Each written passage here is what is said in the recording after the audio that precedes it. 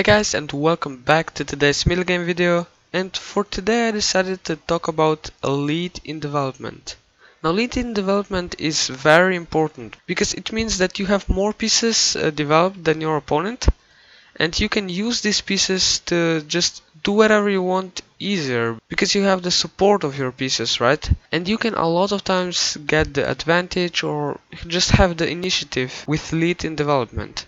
And also if the opponent's king is in center, for example, or even if it's not in the center, you can prepare an attack on this king. Because imagine, if you have the whole army ready, you can attack this king easier. And you could create a checkmating attack, or you could just make him give up a piece in order to defend his king. But if you have a lead in development, you have to act quickly. Because if you just do nothing and you let your opponent develop his pieces as well, then your advantage, your lead in development is not going to be that important anymore because you're going to lose that lead in development. So you want to act quickly and to just make active moves to make your position better. Okay, so let's just start with our first example today. And this game started with Sicilian defense, and we can see a line where white sacrifices a pawn in order to get this lead in development. You can see that white has one piece developed and black has none, and he also advanced this pawn. So that's why white sacrificed a pawn. And let's see what happened here. So black developed a knight. White also developed a knight, getting more pieces into play, into action, and black played d6, and we can see bishop to c4. At this point, if you count the pieces, you can see that white has 3 pieces developed, 3 pieces in action, and black only black only has 1 piece developed. And the second thing is, you can see that white is just going to castle, and his king is going to be safe here on g1. And if we look at black king here, it's going to take a lot of moves to get him to safety. You can imagine moves like g6, bishop to g7, knight to f6, and then castles. And this is really a long way to go. So white here realizes that black's king is in the center, and he has to do something. He has to attack that king because he has a lead in development and he can use his pieces to just end the game. So black here developed a knight to f6, and we can see immediately white decides to attack black to open some files and just get a winning position. He played e5, and black just did what white wanted. He took a pawn, and we can see that white exchanged the queens, which is maybe not typical. If you have a lead in development and you want to attack the opponent's king, you usually want to have queens on the board. But here, this was the right decision. He took the queens off, and black recaptured with a knight. It was better to recapture it with a king. Even though you don't have a right to castle anymore, this was a better option. But okay, black took it with a knight. And now we can see that white's pieces are really more active. It is funny that all the black's pieces here are on the 8th rank except of this f6 knight. But this knight is hardly going to protect the king here, as you're going to see. And that's why white went for a deadly attack. He played knight to b5, threatening fork, as you can see. And black had to do something about it. And black played king to d7, protecting this square, but this is a crucial blunder. Let's see if you can find why. I'll give you a couple of seconds. Alright, so the winning move is knight takes e5, check, and you can see that black has no squares, because white's pieces are so active, they're controlling all these squares here. So that's why black has to go back to e8, and now you can see mate in 1, knight to c7 mate. And you can see this checkmate is really beautiful. This knight controls this square and it's just a beautiful mate. So how did this happen? First of all, white sacrificed a pawn in order to get lead in development, to have more pieces in the action. He played actively and he saw that black's king is really in the center and all the black's pieces are undeveloped, and that's why he decided to go for action, and that's why he won this game pretty quickly and just without any mistakes. Okay, so now I want to move on our next game, and this was actually my game from 1 week ago, and let's just see how I managed to win. I played c4 and my opponent played c6. And alright, now I played e4. This is just my line that I play. I'm going to get an isolated pawn. If you can see, we can see d5 here. And I just take everything here. And now black took on d5, which is not a very good move. It's better to play knight to f6 here. And then take this pawn with a knight. Because it's a simpler reason for this. If you take it with a queen, then you can see that this queen is really asking this knight to come out with a tempo and just grab this lead in development, which I of course did. I played knight to c3 with a tempo, and he moved his queen to such a bad square, like one of the worst squares he can go to. He should play something like this or this, I don't know, actually probably queen to d8.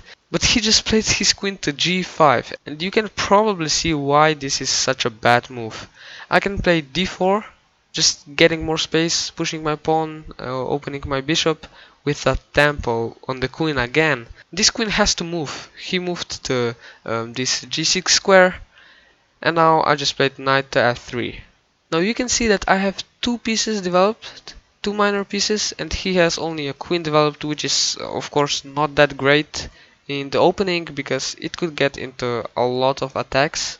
And basically I need two moves to castle, and he needs like 1, 2, 3, 4 moves to castle. And of course I was satisfied with my position here. I just won a lot of tempos. I have a lead in development, which you're going to see now how I used.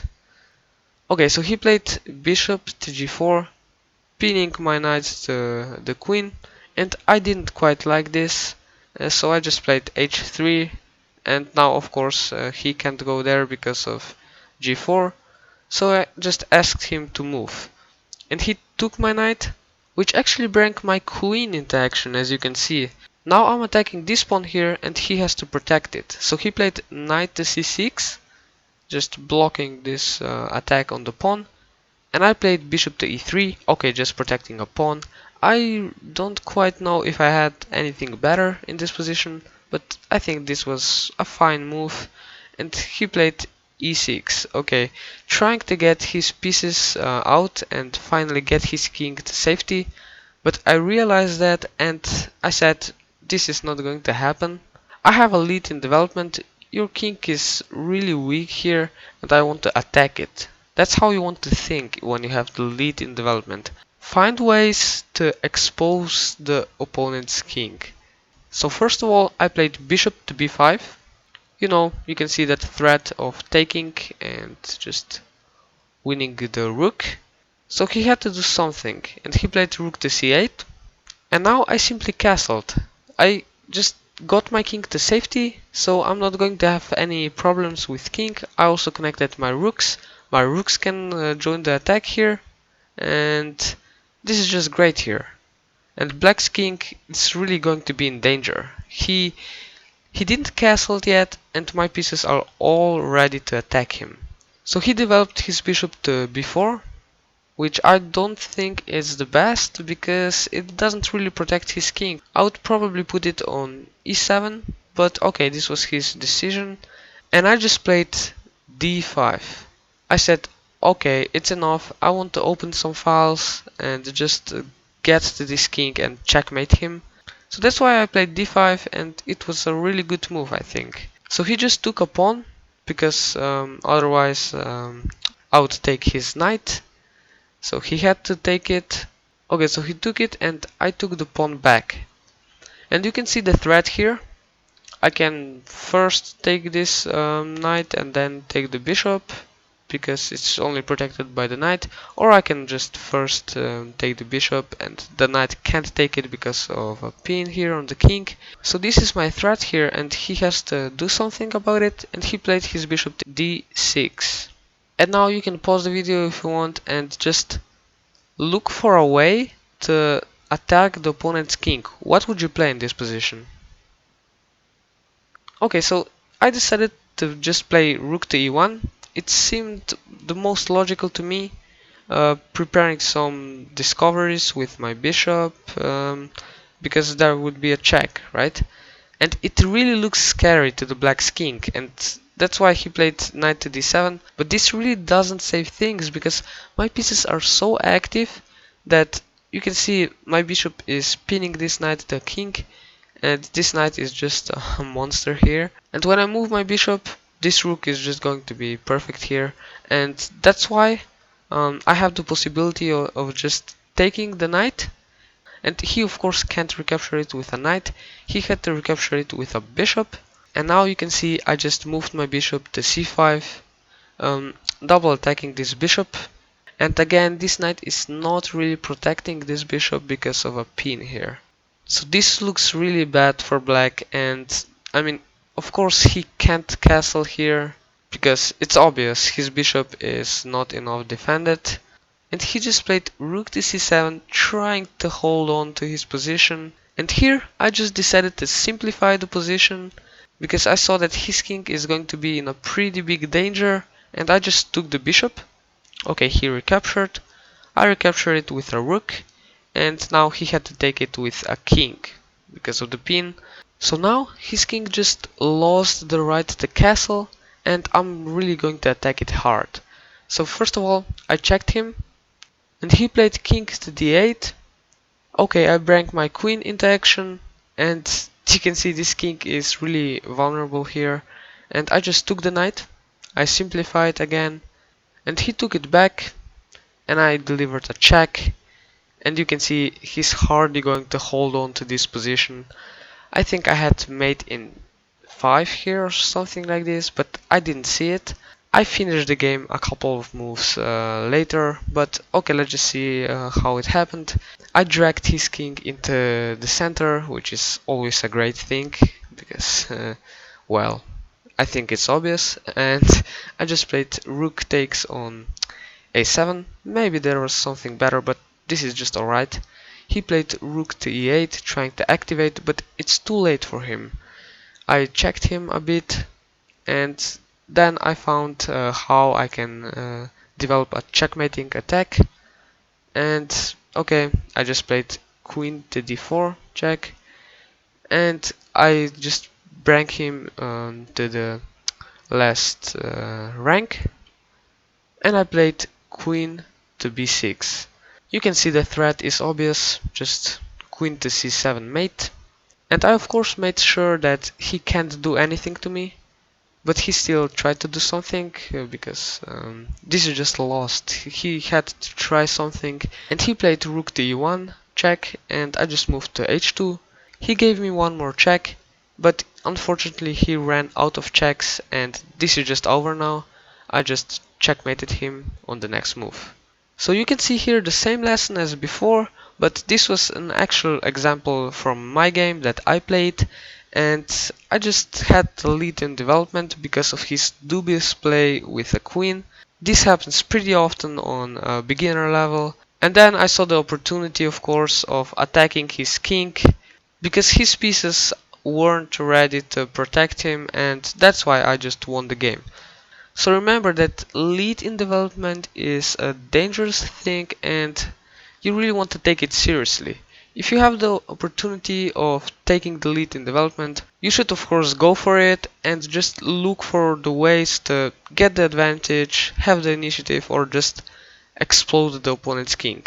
So yeah, I'm really excited for the upcoming videos, guys. It's going to be a lot of fun, they're going to be instructive, and I hope you guys enjoyed these videos. And if you do, please watch more of them. I hope you'll find them useful, and I will see you in the next one.